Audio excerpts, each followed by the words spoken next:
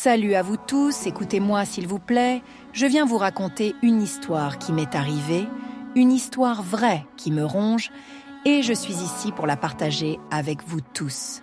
J'ai besoin de vos conseils, de vos avis, pour savoir quoi faire.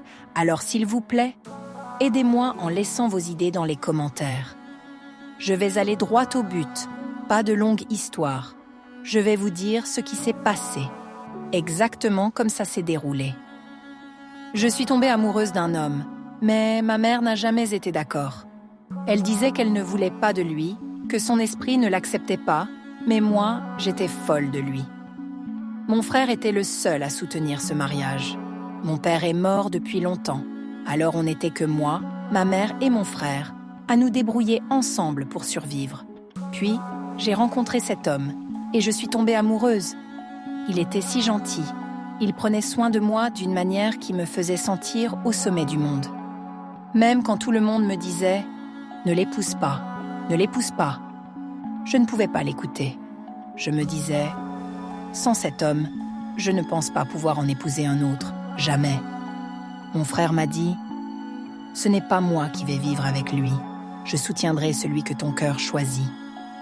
À force, ma mère a fini par lâcher prise. Elle n'était pas heureuse, mais elle a dit « Plutôt que de t'éloigner de l'homme de tes rêves et que tu finisses enceinte hors mariage ou que tu fugues de la maison, je te donne mon accord. » Les gens lui ont conseillé « Si tu ne laisses pas ta fille épouser cet homme, elle risque de s'enfuir avec lui. » Alors elle a accepté et on s'est mariés. On vit ensemble depuis 2 ans, pas d'enfant. Mais lui, ça ne le dérangeait pas. Il disait « Au moment voulu par Dieu, on aura notre bébé. » Moi, je suis le genre de personne qui ne lui cache rien.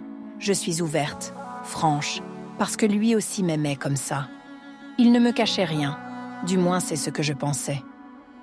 Malheureusement, il n'est pas celui que je croyais. Il a un autre côté, un côté sombre que j'ai découvert plus tard, et ça m'a bouleversée.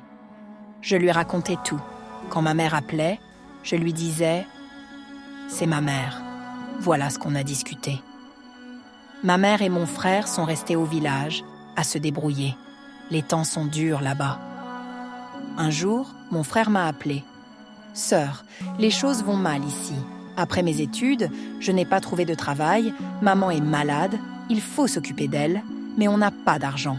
Je veux vraiment démarrer quelque chose. » Je lui ai dit « Ok, qu'est-ce que tu as en tête ?» Il m'a répondu « Je veux vendre notre seule terre pour acheter un bus et faire du transport. Dans le village, les jours de marché, ça marche bien, je pourrais transporter des marchandises et des gens. » J'ai trouvé que c'était une bonne idée. Je lui ai dit « Puisque tu ne vas pas gaspiller l'argent, tant qu'il y a de la vie, il y a de l'espoir. Avec le temps, tu pourras refaire de l'argent et racheter une terre. » Il m'a dit « Laisse-moi en parler à ton mari. Une fois la terre vendue, je viendrai en ville vous voir. Et ton mari m'aidera à acheter le bus. » Je ne savais pas où aller, alors j'ai dit « Pas de souci. » J'en ai discuté avec mon mari, il m'a dit « Pas de problème, c'est une bonne idée. Invite-le après la vente de la terre. » Quand mon frère a vendu la terre, je l'ai dit à mon mari. C'était une grosse somme. Il m'a répondu qu'il vienne le week-end. Mais le mercredi, mon mari m'a annoncé « J'ai une urgence. Je dois voyager en ville. » Je lui ai demandé « Quand reviens-tu » Il m'a dit « Peut-être ce week-end, sinon la semaine prochaine. Si je ne suis pas là ce week-end, tu me verras la semaine d'après. » J'ai dit « Ok, mais mon frère arrive. Il vient avec beaucoup d'argent pour le bus. Qui va l'aider ?» Il m'a répondu « Ton frère peut rester avec toi. Vous m'attendrez ici jusqu'à ce que je revienne. Quand je serai là, on ira acheter le bus. » J'ai dit « D'accord. » Mon mari est parti le mercredi. Le samedi, mon frère est arrivé. J'étais tellement heureuse de le voir. Il m'a demandé « Où est ton mari ?» Je lui ai dit « Il a voyagé. Ne t'inquiète pas, tu restes avec moi jusqu'à son retour et vous irez acheter le bus avant que tu repartes. » Le samedi, mon frère était là. Le dimanche soir, on dormait dans notre maison, une maison simple avec un toit en tôle et des murs en banco.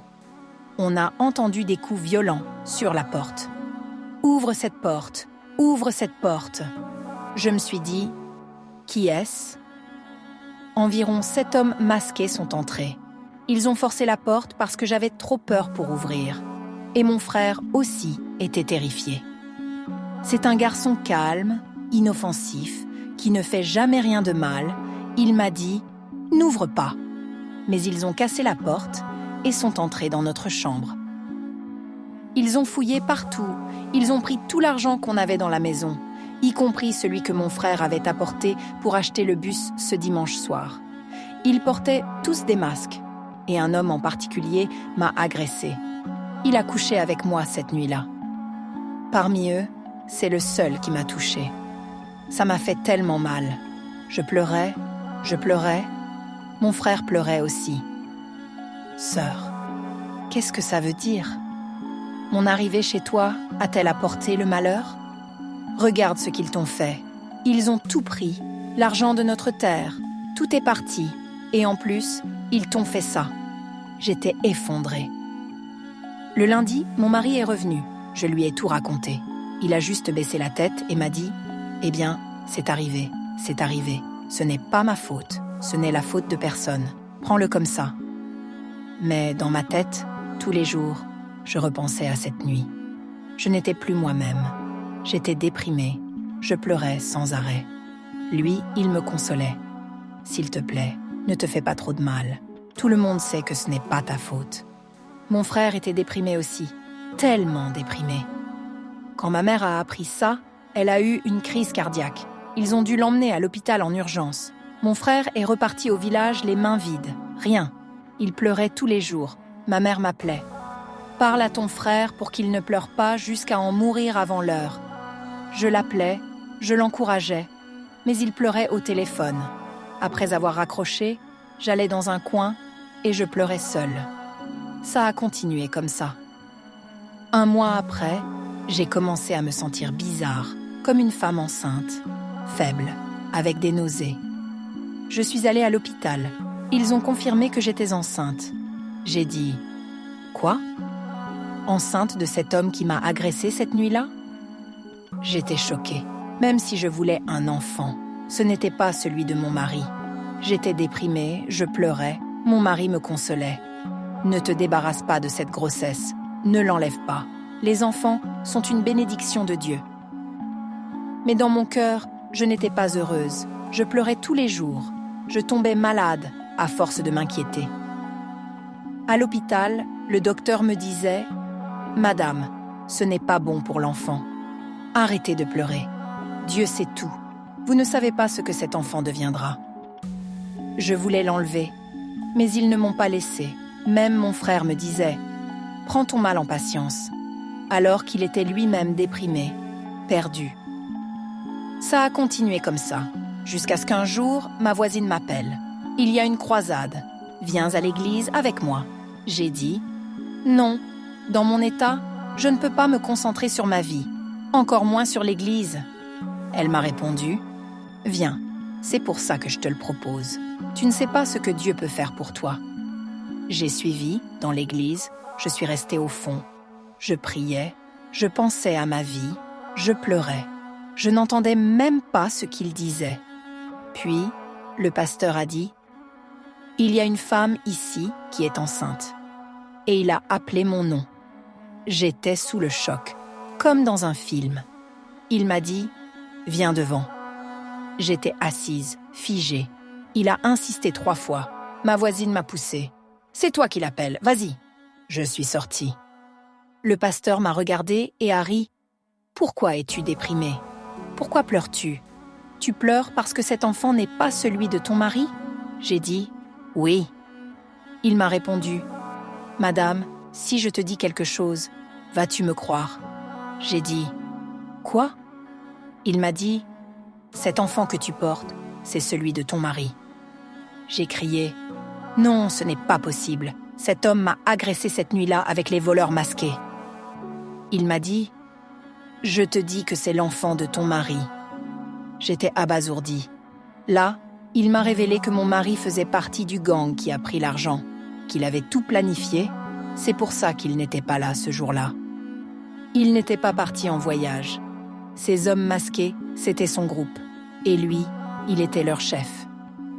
Il m'a agressée cette nuit-là. C'est lui qui m'a mise enceinte. Tout le monde dans l'église était choqué. Moi, j'avais honte. Je ne pouvais pas y croire. Ma voisine m'a dit « Cet homme de Dieu ne ment pas. C'est pour ça que je t'ai amené ici. Va demander à ton mari, qu'il le nie d'abord. » Moi, je disais « Non, c'est impossible. Cet homme que j'ai aimé, que j'ai fréquenté longtemps, que j'ai épousé malgré l'avis de ma mère, je le connais. » Mais elle m'a convaincue. Demande-lui au moins. Cette nuit-là, je suis rentrée. J'ai cuisiné pour lui. Mon corps tremblait. Je ne savais pas par où commencer. J'ai pris mon courage à deux mains. Après qu'il a fini de manger, je lui ai dit « Alors, c'est vraiment toi ?» Il m'a répondu « Quoi ?» J'ai dit « Dis-moi la vérité. Qui est responsable de cette grossesse ?» Il a commencé à nier. « J'étais là cette nuit-là. Quelqu'un t'a touché, pas moi. » Mais j'ai tenu bon. Et là, il s'est mis à genoux. Il a pleuré. « Oui, c'est moi !»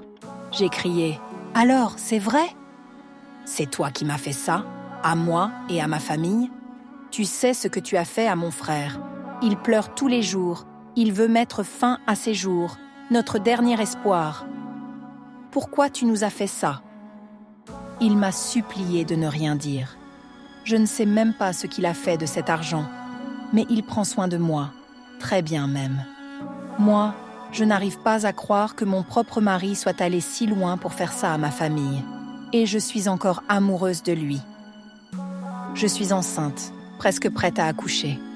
Il me supplie de le couvrir. Si je parle, ce mariage finira.